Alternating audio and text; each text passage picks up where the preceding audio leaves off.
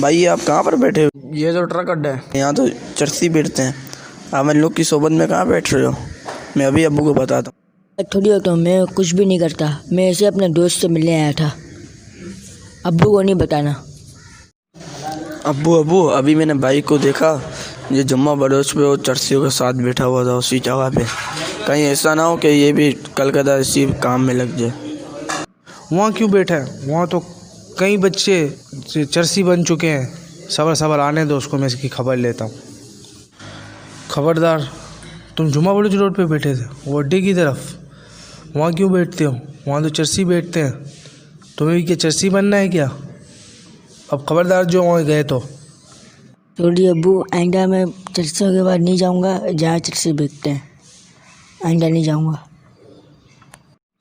دیکھو بیٹا، آئندہ ایسے مت کرنا، دعوت اسلامی کی اجتماع میں جایا کرو، مدنی مذاکرے دیکھا کرو، جتنے ہو سکے مذاکرے دیکھا کرو، امیر سنت کے بیان سنا کرو، حاجی عمران اتاری کے بیان سنا کرو۔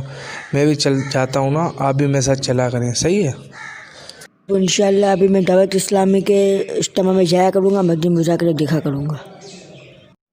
تو دوستو، آپ کو ہماری ویڈیو کیسی لگی؟ چینل کو سبسکرائب کریں اور بیل آئیکن کے بٹن کو دبا دیں اور کمنٹ میں اپنی رائے ضرور دیں، اور غلام حسین قادری چینل کو سبسکرائب بھی کریں۔ جزاک اللہ خیر۔